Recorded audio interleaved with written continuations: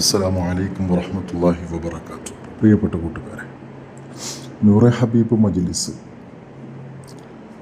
അതിൻ്റെ സാധാരണഗതിയിൽ മുന്നോട്ട് പോയിക്കൊണ്ടിരിക്കുന്നുണ്ട്. വിവാദങ്ങൾ അതിൻ്റെ പിന്നാലെ സാധാരണ പോകുന്നത് പോലെ പിന്നാലെ തന്നെ പോയിക്കൊണ്ടിരിക്കുന്നുണ്ട്. ഇപ്പോൾ ഇന്നലെ ഞാനൊരു വീഡിയോ കാണാനിടയായി. തങ്ങൾ ഈ വിവാദങ്ങളെക്കുറിച്ചുള്ള സത്യാവസ്ഥയെക്കുറിച്ചൊക്കെ തങ്ങൾ സംസാരിക്കുന്നൊരു വീഡിയോ നിങ്ങൾ ചിലപ്പോൾ കണ്ടിട്ടുണ്ടാകും. ആ വീഡിയോ എന്തായാലും ഞാനിതിൽ ഉൾപ്പെടുത്തിയിട്ടുണ്ട്. ഇൻഷാ അല്ലാഹ് എൻ്റെ വോയിസിന് ശേഷം ആ വീഡിയോ ഇതിൽ പ്ലേ ചെയ്യുന്നതായിരിക്കും. വീഡിയോ മുഴുവനായിട്ട് കാണുക. അതിൽ പ്രത്യേകമായിട്ട് ഇപ്പോൾ ഞാനിതിന് മുമ്പ് ഇട്ടൊരു വീഡിയോയിൽ പറഞ്ഞിട്ടുണ്ടായിരുന്നു. ഞാനതൊന്നും കൂടി കേൾക്കാത്തവർക്ക് വേണ്ടി പറയുകയാണ്. അഥവാ അധിക പേരും വീഡിയോ തുടങ്ങുമ്പോൾ തന്നെ അത് കേട്ടിട്ട് അതിലെന്താ പറയുന്നത് പോലും മനസ്സിലാക്കാൻ മുമ്പേ സ്കിപ്പ് അടിച്ചിട്ട് പോവുകയാണ്. എന്നിട്ട് കമൻറ്റ് ചെയ്യുന്ന ആൾക്കാരൊക്കെ ഉണ്ട്. അപ്പോൾ മുഴുവനായിട്ട് കണ്ടാലേ അതിലെന്താ പറയുന്നത് മനസ്സിലാവും. അപ്പോൾ എന്തായാലും ഈ 70-75ഓളം കുട്ടികളെ കല്യാണം കഴിപ്പിച്ച് കൊടുത്തിട്ടുണ്ട് എന്നുള്ള വിഷയം എല്ലാവർക്കും അറിയാം. നൂറെ ഹബീബിൻ്റെ കീഴിൽ അങ്ങനെ 2 ഘട്ടങ്ങളൊക്കെ ആയിട്ട് അത്രത്തോളം കല്യാണങ്ങൾ നടന്നിട്ടുണ്ട്. ഇത് പലരും പറയുന്നത്, പലരും എന്നല്ല, ഈ എതിർക്കുന്ന ആളുകളെല്ലാവരും പറയുന്നത് ഈ കല്യാണം നടത്താൻ വേണ്ടി പൈസ പിരിച്ചെടുത്തിട്ട് എന്ത് ചെയ്താണ്, ആ പൈസയിലുള്ള കുറച്ച് ഭാഗം എന്തായി കല്യാണത്തിന് ചിലവാക്കി, ബാക്കി മൂപ്പരെ കയ്യിലെടുത്തു. അങ്ങനെ മൂപ്പര് പൈസ ഉണ്ടാക്കി പൈസക്കാരനായി എന്നുള്ള രൂപത്തിലാണ് എല്ലാവരും പൊതുവെ ഈ എതിർക്കുന്നവരൊക്കെ സംസാരിക്കും. അതിൻ്റെ കാര്യങ്ങളൊക്കെ ഞാൻ പല വീഡിയോകളിലും തങ്ങൾ തന്നെ പറയുന്നതായിട്ട് കാര്യങ്ങൾ ചെയ്തിട്ടുണ്ട്. ഇനി അതിനേക്കാൾ കൂടുതൽ അതിന് കണക്കും വരവ് ചിലവൊക്കെ വേണമെന്ന് പറഞ്ഞ ആൾക്കാർ, കേൾക്കണം എന്നുള്ള ആൾക്കാരുണ്ടെങ്കിൽ അവിടെ പോയിട്ട് നേരിട്ട് അന്വേഷിച്ച് കാര്യങ്ങൾ മനസ്സിലാക്കുക. കാരണം അതൊരിക്കലും മൂപ്പര് റീസൺ പ്രഖ്യാപിച്ച് മൂപ്പര് ഒറ്റയ്ക്ക് നടത്തിയ സംഭവമല്ല. അതിനൊരു കമ്മിറ്റിയും കാര്യങ്ങളൊക്കെ തീരുമാനിച്ചിട്ട് തന്നെയാണ് ആ കല്യാണങ്ങളൊക്കെ നടത്തിയിട്ടുള്ളത്. അപ്പോൾ അവരുടെ കയ്യിൽ എന്തായാലും ഡീറ്റെയിൽസൊക്കെ ഉണ്ടാവുമെന്നാണ് എൻ്റെ ഒരു വിശ്വാസം. അപ്പോൾ അത് സംശയമുള്ള ആളുകൾക്ക് അവിടെ പോയിട്ട് ചോദിച്ച് മനസ്സിലാക്കുക എന്നുള്ളതാണ് അതിൻ്റെ ഒരു മറുപടി. അപ്പോൾ ആ ഒരു വിവാഹം നടത്തിയപ്പോൾ കുറേ വിവാദങ്ങൾ അതിൻ്റെ പേരിലുണ്ടായിട്ടുണ്ട്. പക്ഷേ കുറേ ആളുകൾ സപ്പോർട്ട് അതിലൂടെ കിട്ടിയിട്ടുണ്ട്. പക്ഷേ ആ കല്യാണം തുടങ്ങാൻ ശരിക്കും നടത്താനുള്ളൊരു കാരണം എന്താണെന്നുള്ളത് ആർക്കെല്ലാം അറിയോ?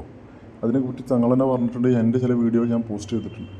അത് നടത്താനുള്ള കാരണം എന്താണെന്ന് വെച്ചാൽ, ഒരു ഉമ്മ മകളെ കല്യാണത്തിന് വേണ്ടിയിട്ട് ക്യാഷില്ല, പലരെയും കാണേണ്ടി വന്നു, പലരെയും കണ്ടു. അങ്ങനെ ചില ആൾക്കാരിനൊക്കെ ക്യാഷ് കിട്ടിയിട്ടുണ്ടാവും. പക്ഷേ ഒരു കല്യാണം നടത്താനെന്ന് പറഞ്ഞാൽ 100, 10, 100, 1000 കിട്ടിയത് കൊണ്ട് മാത്രം ഒന്നും ആവൂലല്ലോ. അപ്പം അങ്ങനെ ആ ഉമ്മ പലയിടത്ത് കണ്ടപ്പോഴാണ് ഒരു വലിയ കോടീശ്വരനാണ്, ഒരു പണക്കാരൻ, അദ്ദേഹത്തിൻ്റെ അടുത്ത് പോയാൽ കിട്ടുമെന്നൊക്കെ പറഞ്ഞ് അങ്ങനെ അദ്ദേഹത്തിൻ്റെ അടുത്ത് പോയപ്പോൾ മൂപ്പര് പറഞ്ഞ്, മകളെ കല്യാണം നടത്താൻ ഞാൻ സഹായിക്കാം, ഞാൻ ക്യാഷ് തരാം, പക്ഷേ നിങ്ങൾ എൻ്റെ കൂടെ വണ്ടിയിൽ വരേണ്ടി വരും, എൻ്റെ കൂടെ സഞ്ചരിക്കണം, എൻ്റെ കൂടെ ഉണ്ടാവണം എന്നുള്ള രൂപത്തിൽ. അഥവാ ഉമ്മ മൂപ്പരെ കൂടെ ആയി കഴിഞ്ഞാൽ മോളെ കല്യാണം ഞാൻ നടത്തി കൊടുക്കാം. വളരെ മോശമായ രൂപത്തിലുള്ളൊരു സംഭവമാണ് അതിലൂടെ അറിയാൻ കഴിഞ്ഞത്. അപ്പോൾ അത്തരത്തിൽ അനുഭവിക്കുന്ന ആളുകളൊക്കെ ഉണ്ടെന്ന് മനസ്സിലാക്കി ആ ഒരു വിവരം തങ്ങളെ അടുത്തെത്തിയപ്പോൾ അതിന് ശേഷമാണ് ഇങ്ങനൊരു ആ ഒരു കുട്ടീൻ്റെ കല്യാണം നടത്തി കൊടുക്കുക എന്നുള്ള പ്ലാനിലേക്ക് വന്നത്. അത് പിന്നീട് പല കുട്ടികളായി പലരുടെയും കുടുംബത്തിൻ്റെ ഒരു ആശ്വാസമായ രൂപത്തിലൊരു പ്രഖ്യാപനമായി മാറുന്നൊരു സംഭവമാണ് ഉണ്ടായിട്ടുള്ളത്. ഏതായാലും ഈ വീഡിയോയിൽ തങ്ങൾ കുറച്ച് കാര്യങ്ങളൊക്കെ പറയുന്നുണ്ട്. ഇൻഷാ അല്ലാഹ് വീഡിയോ മുഴുവനായിട്ട് എല്ലാവരും കാണാം. അസ്സലാമു അലൈക്കും വറഹ്മത്തുള്ളാഹി വബറകാതുഹു. എവിടെ ഇപ്പൊ നമ്മളെ ഈ ഫ്ലൂളേജ് ഫ്ലൂളേജ് ഇവിടുന്ന് ഒരു 2 കിലോമീറ്റർ അല്ലേ നമ്മളാ മറ്റേ സ്ഥലങ്ങളൊക്കെ ഉണ്ടോ? അല്ല, എനിക്ക് സ്ഥലം വീഡിയോ കണ്ടപ്പോ മനസ്സിലായി. എന്തൊക്കെ വർത്താനം വിവാദങ്ങളൊക്കെ കേൾക്കില്ല നിങ്ങള്? എന്താ അറിയോ? അപ്പൊ ഇത് ചോദിക്കാൻ കാരണം എന്താ അറിയോ? അല്ല, റമളാൻ മാസാണേലും പിന്നെ ഈ നമീമത്തിൽ വരും. എന്നോടൊരാൾ പറഞ്ഞു, അത് തങ്ങൾ വാങ്ങിക്കണത് എനിക്കും ആ പറഞ്ഞ ആൾക്കും അറിയുന്ന ഒരു സ്ത്രീക്ക് വേണ്ടിയിട്ടാണ് ആ സ്ഥലം. അപ്പൊ എന്റെ മനസ്സിലിങ്ങനെ ഉണ്ട് ഒരു മാസമായിട്ട്. ആളത് കേൾക്കും വീഡിയോ, അതിന് വേണ്ടിട്ട് ഞാൻ ചോദിച്ചതാണ്. അപ്പൊ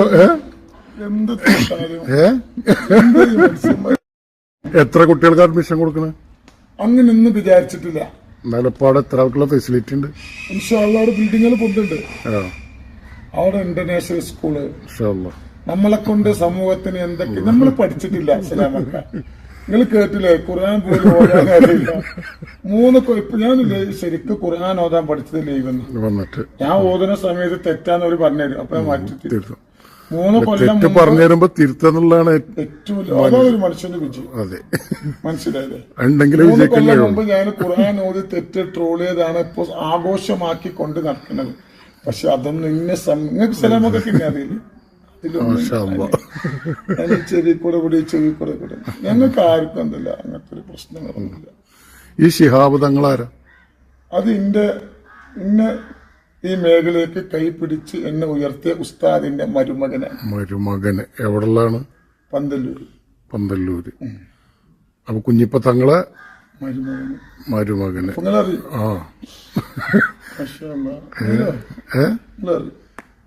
അപ്പൊ ഞാനിപ്പത് അറിഞ്ഞിട്ടല്ല നിങ്ങളെ ന്യായീകരിക്കാൻ വന്നത്. നിങ്ങൾക്ക് ഇന്നെ അറിയില്ലെങ്കിലും നിങ്ങളെ ഞാൻ ന്യായീകരിച്ചു. നിങ്ങളെന്നെ അറിയണത് ഞാൻ ന്യായീകരിക്കൽ തുടങ്ങിയപ്പോഴാണ്. പക്ഷെ നിങ്ങളെ പറ്റി ഞാൻ ഒരുപാട് വീഡിയോസിലിട്ട് നിങ്ങൾ പോലും മറന്നുപോയ കാര്യങ്ങളായിരുന്നു. ശരിയല്ലേ? 3 കൊല്ലം മുമ്പ്. ആ, നിങ്ങളെ ഇതിനേക്കാളും വലിയ വേട്ടയാടിയ സമയത്ത് ആ മലങ്ങനെ തടുത്ത് നിർത്തിയ ആളാണ്. പിന്നെ നമുക്ക് തകരുകയാണെങ്കിൽ അന്ന് തകരണം. പിന്നെ നമ്മളൊക്കെ എപ്പോഴും പറയുന്ന കാര്യം എന്താ അറിയാം, ഇവരിങ്ങനെ യൂട്യൂബിൽ ഇങ്ങനെ ഇട്ടിട്ട് വിളവിളാന്ന് ഇങ്ങനെ ചിലക്കും. അതിന്റെ ഇടയിൽ കുറെ പിന്നെ കൂലിക്കാർ കമന്റിൽ ആളുകളുണ്ടാവും. ഇന്ന് ഈ പറയുന്ന ആളുകൾ ഇപ്പോൾ എഴുതുന്ന കമന്റ് എന്താ, നാട്ടുകാരില്ലേ, പോലീസില്ലേ, പട്ടാളില്ലേ എന്നാ പോയിക്കണ്ട് വന്ന് കൊടുത്തു കേസ്. ഒരുപാട് വർഷമായി ചികിത്സ തുടങ്ങിയിട്ട് ഇന്ന് വരെ ഒരു കേസോ ഒരു കൂട്ടോ ഒന്നും അതിനുള്ള അവസ്ഥ നമ്മൾ ഉണ്ടാക്കിയിട്ടില്ല. പിന്നെ മറ്റുള്ള സ്ഥലത്തെ പോലെ ഇവിടെ വലിയ പൂജ അതൊന്നും ഇവിടെ ഇല്ല. കണ്ട അറിയുന്ന സംഭവങ്ങൾ തന്നെയല്ല. ഇവിടെ വാതിലടച്ചുള്ള ചികിത്സ ഇല്ല. ഫുള്ള് CCTV ഉണ്ട്. എല്ലാ സ്ഥലം CCTV. ആർക്കൊന്നും ചെയ്യാൻ പറ്റില്ല. കാരണം പുറത്ത് ഇതിന്റെ പുറത്ത് 8 ക്യാമറ ഉണ്ട്, ഉള്ളില് 6 ഉണ്ട്. ഏതൊക്കെ റൂം എല്ലാം എന്താണ്. അപ്പൊ അതുകൊണ്ട് ആരോപണം ഉന്നയിക്കുമ്പോ തെളിവ് എന്തേലും ഹാജരാക്കണം. അതാരാണേലും ആക്കണ്ടേ. അപ്പൊ ഇവര് കേസ് കൊടുത്തു. പിന്നെ നാട്ടിലെ സ്റ്റേഷനില് എന്നെ വിളിപ്പിച്ചു. തങ്ങൾക്ക് അങ്ങനത്തെ ഒരു ആശയം ഉണ്ടായിരുന്നു. അപ്പൊ ഞാൻ പറഞ്ഞു, ആശയം ഉണ്ട് സാർ, ആക്ഷൻ എടുക്കണം, പക്ഷെ എന്ത് വേണം? തെളിവ് വേണം. വേണ്ടേ? അപ്പൊ താത്തയോട് തെളിവിട്ടാ പറഞ്ഞു. എന്ത് തെളിവ്? അതൊന്നുമില്ല. അപ്പൊ നമ്മളെ സംബന്ധിച്ച് പക്ഷെ ഞാൻ എന്റെ ഒരു തെറ്റ് പറ്റി എന്താ അറിയോ, എല്ലാരും എന്നോട് പറയും മുണ്ടാതിരിക്കുകയും പറഞ്ഞോട്ടെ. പക്ഷെ ഞാൻ ഓരോ വീഡിയോ വരുമ്പോഴും ഞാൻ കൊടുക്കുകയാണ്. പക്ഷെ മറുപടി കൊടുക്കണ എന്തിനറിയോ, എന്റെ കുറെ കൂടെ പറപ്പിങ്ങളുണ്ട്. സലാമാക്കാന്റെ വീട്ടില് ഉമ്മണ്ട്, പെങ്ങന്മാരുണ്ട്, നൂറ് ഹാബിനെ മജിൽസ് കാണുന്നുണ്ട്. ആണുങ്ങൾ പുറത്തു പോയിരിക്കുമ്പോൾ പലതും പല ചർച്ചകളും ചെയ്യും. അപ്പൊ നമ്മളെ വീഡിയോസ് കൊടുത്തിട്ട് ഉമ്മാക്കാലത്ത് ഉമ്മ ഇതോ നിങ്ങളെ കാണുന്ന തങ്ങളെ കുറിച്ച് പറയണ നിങ്ങൾ കാണണ്ടാറ്. നിരപരാധികളായ ഉമ്മമാരെന്ത് ചെയ്യും? പിൻവാങ്ങും. അപ്പൊ ഈ ഉമ്മാന്റെ ഞാൻ പറഞ്ഞ വീഡിയോ ഉണ്ടെങ്കിൽ ഉമ്മ തിന്ന പറയും, ആ കുട്ടി പറഞ്ഞു. അതുകൊണ്ടാണ് മറുപടി കൊടുക്കണത്. അതല്ല പിന്നെ നമ്മള് പൊതുസമൂഹത്തോട് പറയുന്നത് എന്താ, നമ്മള് പറയുന്നത് നിയമം തെറ്റിച്ചിട്ടുണ്ടെങ്കിൽ നൂറാവിവ് തങ്ങളാണ്, ഏത് തങ്ങളാണെങ്കിലും അറസ്റ്റ് ചെയ്യണം, നിയമ നടപടി എടുക്കണം. വേണ്ടേ? ഇന്ന് നമുക്ക് റെസ്റ്റും കിട്ടും. കാരണം 24 മണിക്കൂർ അറിയില്ല സ്ഥലമൊക്കെ ഇവിടുത്തെ അവസ്ഥ. അല്ല, 3/4 മണിക്കൂറൊക്കെ നിങ്ങൾ ഫോൺ ചെയ്ത് പറഞ്ഞപ്പോ ഞാനെന്നെ നെറ്റി. എനിക്കൊന്ന് ഫോൺ ചെയ്താൽ കിട്ടണമെങ്കിൽ ഇടങ്ങേറിരിക്കാറ്. എല്ലാവരും ഇതിന്റെ ബാക്കില് ഒരുപാട് ഉസ്താദുമാരുണ്ട്, ഒരുപാട് തങ്ങന്മാരുണ്ട്, ഒരുപാട് അസൂയക്കാരുണ്ട്. ഇവരൊക്കെ അത് നമ്മളെ PA തങ്ങളന്ന് നജാത്തിന്ന് വളരെ വ്യക്തമായിട്ട് പറഞ്ഞു. PA തങ്ങളൊരു പ്രസംഗം പ്രസംഗിച്ചില്ല അന്ന് മണ്ണാർക്കാട് എത്തിങ്ങാനിയിലെ പരിപാടി. എനിക്ക് അമിത് തങ്ങളായിട്ട് പ്രശ്നമല്ല. കാരണം ഞാൻ തങ്ങളാണെങ്കിലും എനിക്ക് പ്രശ്നമില്ല. കാരണം ഞാൻ ചികിത്സക്ക് ഇരിക്കണില്ല. ഞാൻ ചികിത്സക്ക് ഇരുന്നാല് അന്ന് മുതൽ ഞാനും അമിതങ്ങൾക്ക് എതിരാവും. അതാണ് എന്റെ സത്യം. PA തങ്ങൾ മോശക്കാരനല്ലല്ലോ. അപ്പൊ പല രീതിയിലും വേട്ടയാടാനാണ് ശ്രമിക്കുന്നത്. അതിലൊന്നും വലിയ കാര്യമില്ല. പിന്നെ നോമ്പറക്കുന്ന ഒരാഴ്ചന്നെ അന്നില്ല, എല്ലാവർക്കും സുഖം. പിന്നെ ഇതിലിപ്പോ ഇതിപ്പോ നമ്മളെ രാജേഷിന്റെ പേരല്ലേ? രാജുവിന്റെ തങ്ങളെ അതാണ് അത്ഭുതം. അത് പറഞ്ഞ എന്റെ വീടാന്നും പറഞ്ഞിട്ട് എല്ലാരും എത്താൻ പോണം. ഓൻ ബാങ്ക് മാനേജർ. 1600 സ്ക്വയർ ഫീറ്റ് എന്റെ വീട്. എന്താണ് ആത്മീയ ചൂഷണം ചെയ്ത് തങ്ങളെ വീടിന്റെ വലിപ്പം 1600 സ്ക്വയർ ഫീറ്റ്. മനസ്സിലല്ലേ? വെറുതെ യൂട്യൂബില് അതും ഇതും പറഞ്ഞ് കമന്റ് ഇടുന്നവന് 2000-2500 രൂപ അതാണ്.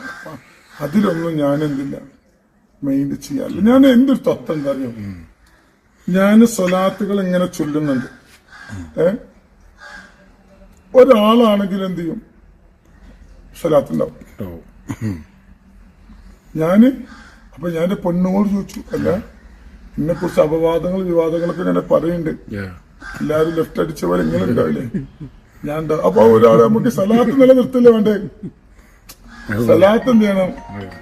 സലാത്ത് നിലനിൽക്കണം. അപ്പൊ അതുകൊണ്ട് നമ്മളെന്തില്ല ഒരു കാര്യമായിട്ട് നമ്മൾ എടുക്കണം.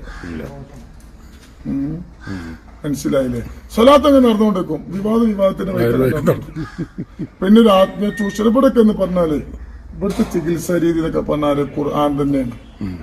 ഇങ്ങനെ ചെറുപ്പത്തില് ഞങ്ങളെപ്പോഴും ഇമ്മയൊക്കെ എന്തെങ്കിലും വിഷമം വന്ന് എന്താ ചെയ്യാ, കടുകും കല്ലും ഒക്കെ ഉണ്ടോ? നിങ്ങൾ ചിന്തിക്കണോ? കടുകും കല്ലൊക്കെ കുഴിഞ്ഞിട്ട് എന്ത് ചെയ്യണം? എല്ലാ വീട്ടിലും മുസ്ലിങ്ങൾ ചെയ്യുന്നില്ലേ?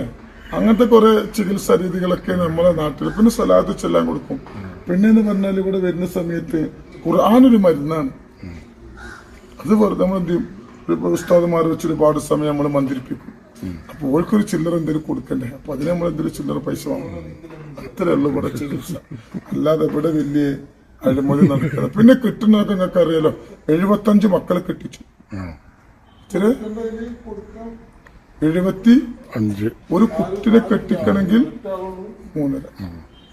ആ കല്യാണത്തിന് കാരണം ഉണ്ടായത് എങ്ങനെയാണ്?